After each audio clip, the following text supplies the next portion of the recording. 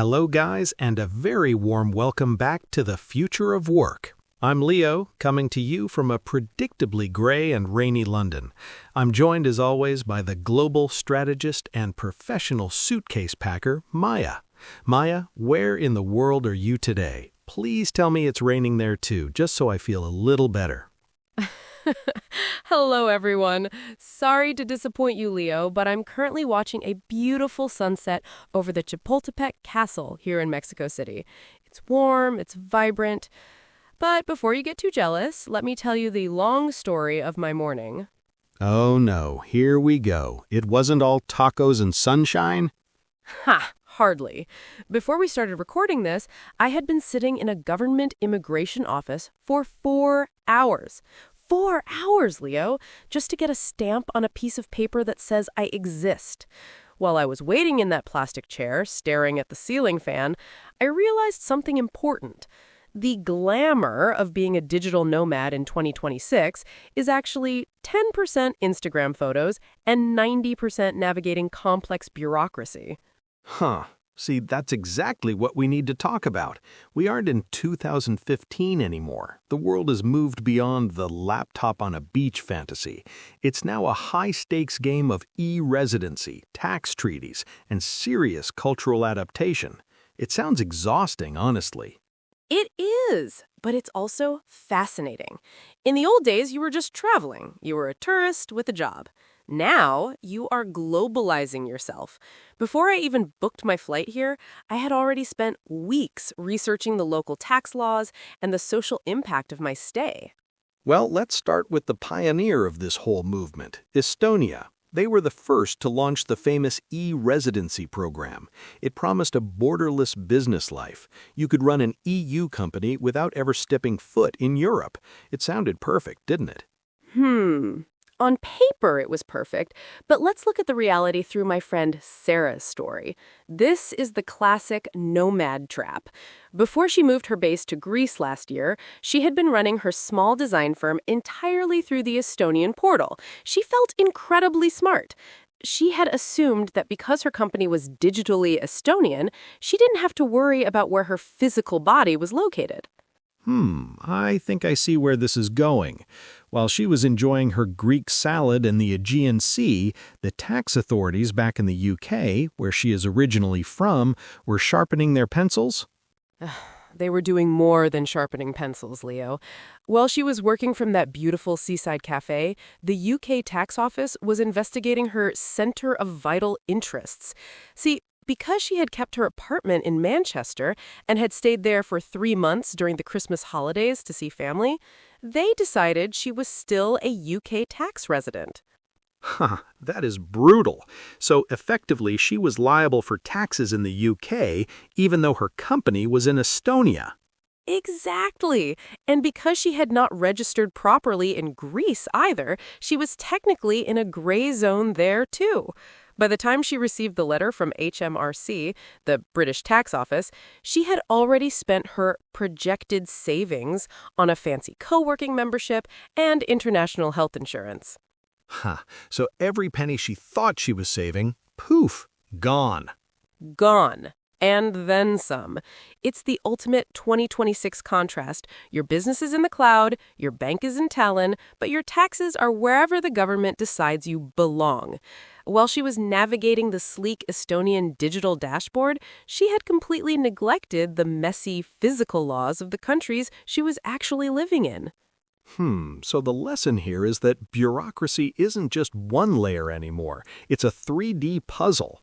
Before you make a move, you have to ensure you have aligned your digital identity with your physical reality.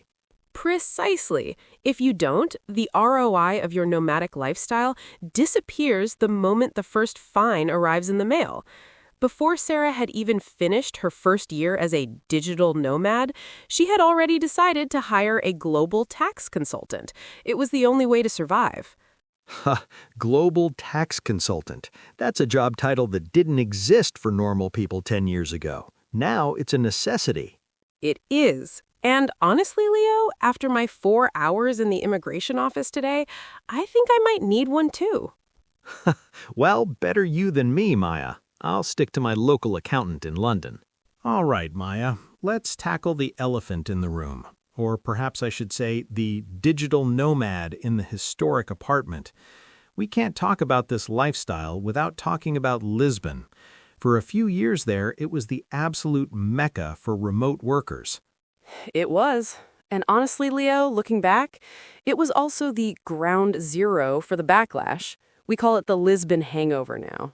The Lisbon hangover. That sounds painful. But paint the picture for us. Before the government started cracking down in 2024 and 2025, what was actually happening on the ground? Well, here's the long story. When I first visited in 2021, the city felt open. But when I returned in 2023, the atmosphere had completely changed. While thousands of Americans and Northern Europeans were flocking to the Alfama and Barrio Alto districts for the golden visa, the local Portuguese families were struggling to survive. I remember reading the headlines. Rents doubling overnight, evictions. It was worse than headlines, Leo. It was personal. While I was staying in a beautiful renovated Airbnb on the top floor, the elderly couple on the ground floor was moving out because their landlord had raised the rent by 400%. They had lived there for 50 years. That's gut-wrenching. So while you were enjoying your high-speed fiber internet and your cheap pastel de nata, you were essentially financing their eviction. Yes, that's the hard truth of Nomadism 1.0. We were blind consumers. We had assumed that our money was good for the economy. We didn't realize that our purchasing power was a weapon. By the time the Portuguese government finally ended the NHR, non-habitual resident tax breaks, the damage to the community structure had already been done. So the cultural adaptation we talk about, in Lisbon, it wasn't about learning the language, it was about realizing you were the villain in the story. Effectively, yes. And that's why Nomadism 2.0 is so different. The guilt changed us. Now, before I move to a new city, I look for regenerative housing. Regenerative housing? That sounds like a buzzword, Maya. What does it actually mean? It means I only rent from landlords who prove they respect rent caps, or I stay in co-living spaces that invest a percentage of profits back into local affordable housing. While I was searching for my apartment here in Mexico City, I specifically avoided the gringo zones where displacement is high. So you're trying to ethical consumption your way out of the problem. We have to, because if we don't, the borders will close. We saw it in Barcelona, we saw it in Lisbon. If the cultural adaptation fails, the bureaucracy steps in to kick us out. Well, that leads us perfectly to where you are right now, Mexico City, the new Lisbon. But are we just repeating the same mistakes? We are trying not to, but the friction is there. You see, Mexico City has these Zoom towns, neighborhoods like Roma and Condesa that have become English-speaking bubbles. Zoom towns. I like that. But I imagine the locals hate it. It's a mix. While I was walking down the street yesterday, I saw a poster that said, "Please leave. We don't want your dollars. We want our neighbors." It hit me hard. Before the digital nomads had arrived, these street corners were local gathering spots. Now, they're just backdrops for TikTok videos. It's the Disneylandification of a culture.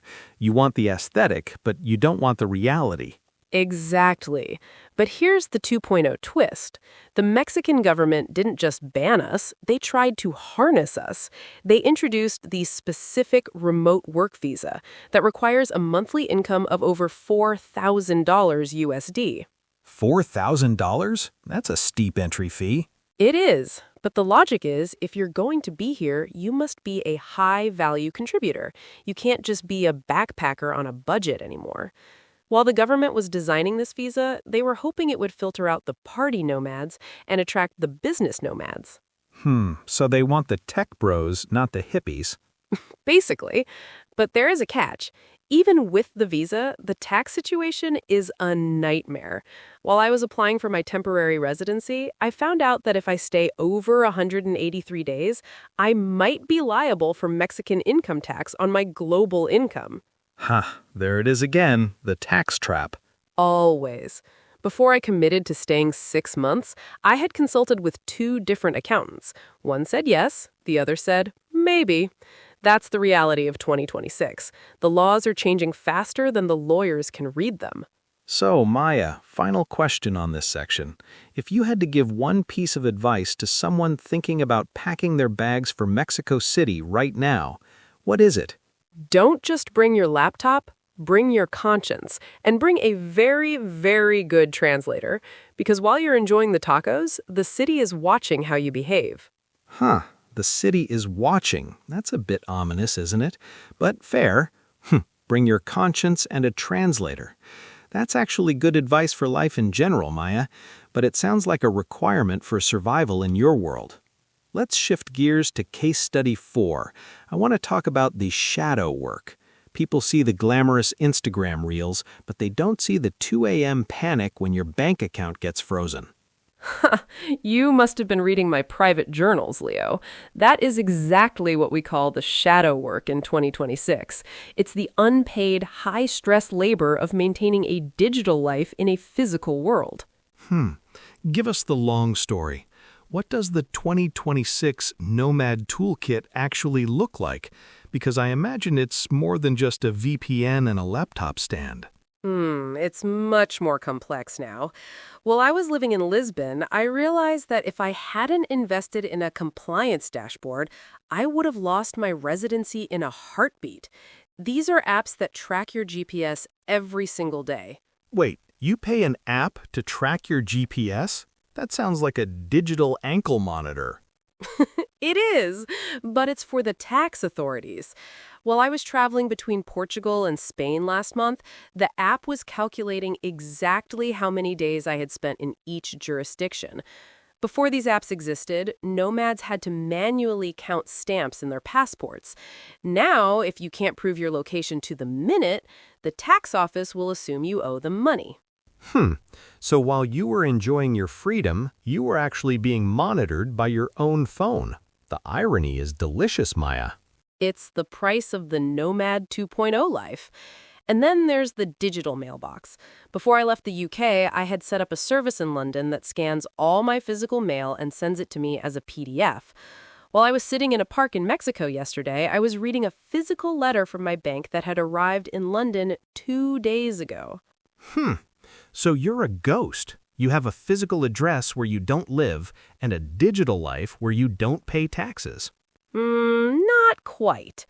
If I hadn't been so careful with my digital mailbox, I would have missed a critical notice about my global health insurance. That's the real nightmare. While I was trying to find a dentist in Mexico City, I found out my international policy had been canceled because I hadn't updated my primary residency. That leads us to the final and perhaps most philosophical case study, the rise of the network state. I've been hearing about people who are essentially stateless. They don't belong to a country, they belong to a digital community.